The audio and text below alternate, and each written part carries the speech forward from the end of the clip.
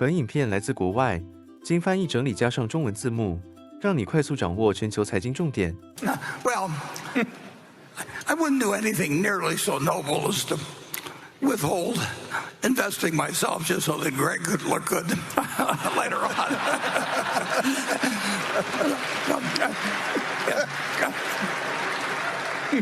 Now, if he gets any edge when I leave, I'll resent it. So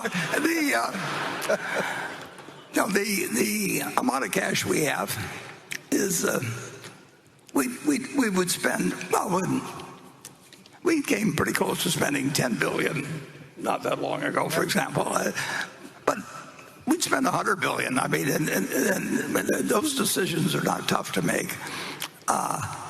When something is offered that makes sense to us and that we understand and offers good value and where we don't worry about losing. And the one problem with the investment business is that things don't come along in an orderly fashion, and they never will. I mean, it isn't like every day. The long-term record is sensational, but that is not a product. And I've had 200 trading days times 80 years. It's 16 million trading days. We kind of, 16,000 trading days. It would be nice if every day you got 4 opportunities or something like that, and and they were expected to be equally attractive. If I was running a numbers racket, every day would have the same expectancy of that I would keep 40% of whatever the handle was, and so the only question would be is how much we transacted. But we're not running that kind of a business, and so we're running a business which is very, very, very opportunistic. And Charlie always thought I did too many things. He thought if we did about 5 things in our lifetime, we'd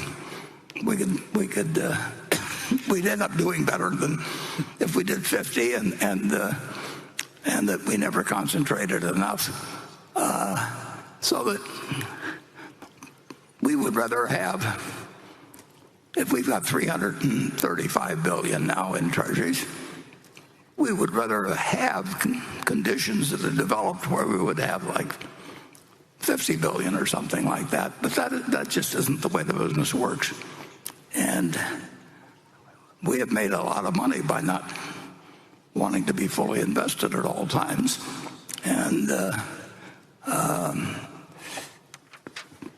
we don't think it's improper, actually, for people who are passive investors just to make a few simple investments and sit for their life.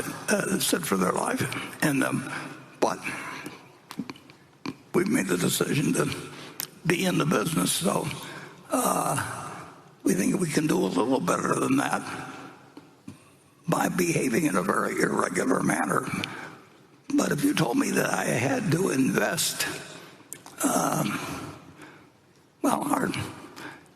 let's say that we have a roughly $40 billion a year coming in, and we start with 335. If you told me I had to invest $50 billion every year till we got down to $50 billion, that would be the dumbest thing in the world to invest in that manner. Things get extraordinarily attractive very occasionally. The long-term trend is up. Nobody knows. And I certainly don't know. Greg doesn't know. Ajit doesn't know. Nobody knows what the market is going to do tomorrow, next week, next month, and nobody knows what business is going to do tomorrow, next week, or next month. But they spend all their time talking about it because it's easy to talk about, and but it has no value. I've never found anybody I wanted to listen to on the subject, and on the other hand, I've found that leafing through things like that big Japanese book that I can't read anymore, That's a treasure hunt. And every now and then you find something, and occasionally, very occasionally, but it'll happen again. I don't know when.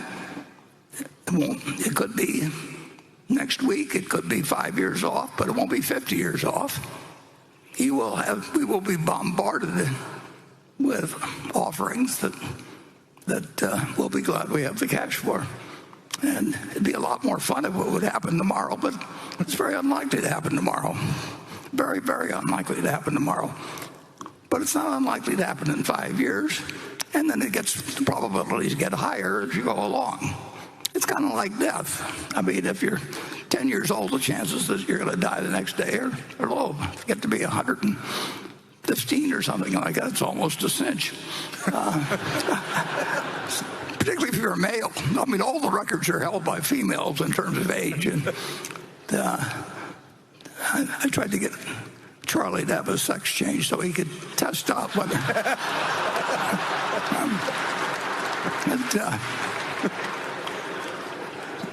He did pretty well for being a male, I'll put it that way.